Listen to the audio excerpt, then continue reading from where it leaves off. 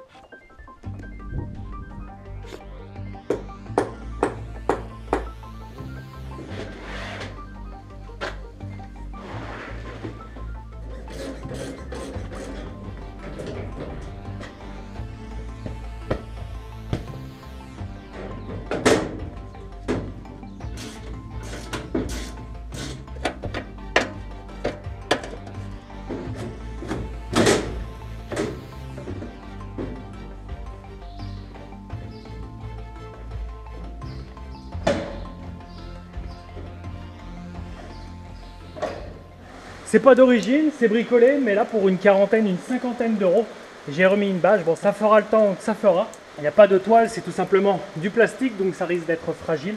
J'ai effectué ensuite un graissage de l'ensemble de la faucheuse avec ses différents points de graissage. Et puis j'ai changé quelques couteaux ici sous la coupe, car au bout d'un moment ça s'use. Il y a toujours des contacts avec le sol et avec les pierres, donc les pièces métalliques en mouvement, elles s'usent. Voilà, allée d'aplomb, et forcément, quand je veux y aller, il se met à pleuvoir. Bon, là, ça commence tout juste, je me dépêche de faire ça. Et ils annoncent gros dos dans les jours à venir. J'espère pouvoir faire ça entre deux averses, car les bornes enherbées en bordure de ruisseau, qui font 5 mètres de large, j'ai jusqu'au 16 mai 2020 pour les faire. Ensuite, je pourrai y retourner au mois de juin, fin juin, il me semble. Il faut qu'il y ait 40 jours consécutifs où je n'aille pas les faucher, où je dois les laisser tranquilles pour la faune sauvage.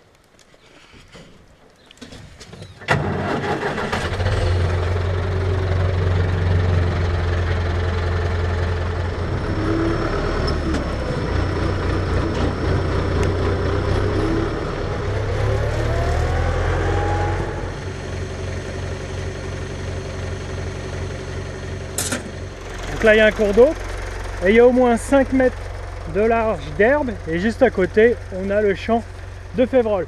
Celle-là, cette bande enherbée, ça fait plus d'une dizaine d'années qu'elle est implantée, peut-être même plus. 1, 2, 3, 4, 5, 6, j'ai même 7 mètres. J'ai la même largeur de l'autre côté du ruisseau, il y a aussi de la Févrole implantée. Donc là, l'herbe a beaucoup poussé ces derniers jours, ces dernières semaines. Les années passées, certains d'entre vous me disaient de la laisser pousser. Et ce qui se passe, les chardons viennent prendre la place de l'herbe au bout de quelques années. Même cette année, si je ne la coupe pas, les chardons vont revenir. Et ça, on a une obligation de destruction de ces espèces de plantes à détruire. Après, ça va être les épines, des arbustes et ensuite des arbres. Et là, c'est une autre histoire pour les entretenir. Ici, il y a à peu près 150 mètres de long de bande enherbée de ce côté-là. De l'autre côté, il y a 150 mètres aussi. Mais cette année, particularité, je vais avoir plus grand. L'année dernière, j'avais 1,5 km, 1,7 km. Cette année, j'ai 2,7 km. Donc 1 km de plus. Pourquoi? Car de nouveaux éléments topographiques autour des parcelles sont passés dans la réglementation, comme ça, de ces bandes enherbées obligatoires à implanter pour éviter la dérive des produits phytosanitaires dans les éléments comme ça de cours d'eau. Là donc, historiquement, tous les cours d'eau comme celui-ci, où l'eau est permanente, on avait installé donc, il y a de nombreuses années, ces bandes enherbées. Cette année, nouveau dispositif, Ça va plus être à l'abord d'un ruisseau, mais à l'abord d'un fossé. Aujourd'hui, vous allez le voir, je vais vous le montrer juste après. Il n'y a pas d'eau. D'abord, on va faucher celle-ci. Et ça représente un aller-retour, car la faucheuse, elle fait 3 mètres de large. Et la bande enherbée fait au moins 5 mètres.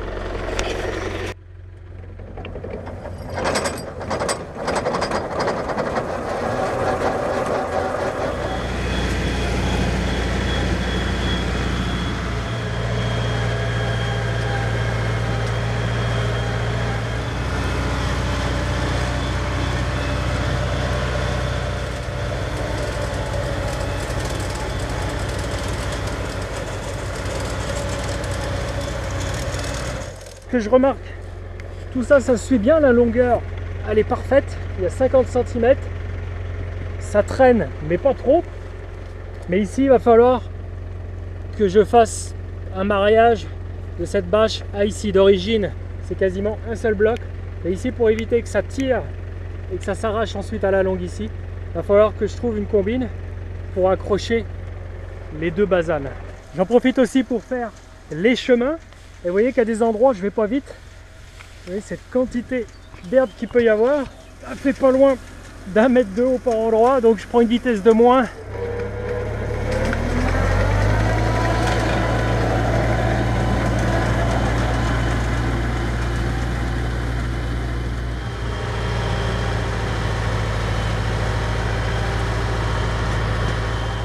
voilà, celle-ci c'est fait. Je vous emmène sur la nouvelle bande enherbée. Nous y sommes, vous voyez que l'herbe est un petit peu moins développée car je l'ai implantée l'été l'année dernière, il y a plusieurs mois. Et au fil des ans, elle va se garnir, d'autres espèces vont venir s'y implanter. Là j'ai semé, il me semble, de la fétuque. Si je me trompe, je vous l'écris en dessous. Pourquoi semer quelque chose et pas laisser l'herbe comme ça s'installer? Pour éviter justement aux herbes que l'on ne souhaite pas qu'elles s'installent. On préfère semer une plante qui ne va pas gêner ensuite et s'égrener dans la culture, facilement entretenable. Et après, évidemment, avec le temps, d'autres espèces vont s'installer. Ça, vous voyez, je ne l'ai pas semé, c'est de la prêle. Sur ces 5 mètres, il y avait du blé. Donc cette partie-là, ici, cette nouvelle bande enherbée fait 300 mètres de ce côté-là. Pareil, j'ai un aller-retour à faire. Et de l'autre côté, 300 mètres aussi. Et le nouvel élément topographique, vous allez voir, je vais pouvoir aller dedans. Celui-là, il n'a pas d'eau. C'est un fossé donc qui se remplit d'eau lorsqu'il y a des intempéries. Aujourd'hui, le temps est sec, donc je peux y aller. Et puis là, vous voyez qu'avec la faucheuse, je ne vais pas pouvoir entretenir non plus, car là aussi, si on laisse faire, eh bien, ici, on a déjà, faire attention de ne pas se piquer, une espèce d'épine. Bon, bien sûr, on a des orties, mais les épines et ensuite les arbustes viennent. Donc là, dans les semaines à venir, dans les jours à venir, et là, j'ai pas de date limite, je vais venir broyer ici avec le bras et le rotor articulé, car là, avec mon outil d'aujourd'hui, je ne peux pas y venir. Donc l'entretien des abords de champ se fait en plusieurs étapes. Une autre espèce qui là aussi pousse aussi dans les champs, mais qui n'est pas très désirable. Donc là, c'est une espèce de chardon. Il y en a une multitude des chardons. Aïe. Voilà, ça c'est fait. On a ensuite d'autres choses. Bon, ça c'est un liseron, je pense. Donc là, il est en train de pousser sur une graminée. Il s'en sert comme tuteur et il s'est arrêté de pleuvoir. Donc je vais pouvoir travailler un petit peu.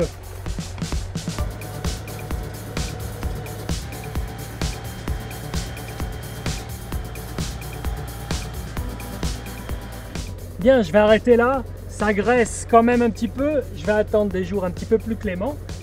J'espère qu'il fera beau avant le 16 mai pour que je puisse le faire avant la date administrative.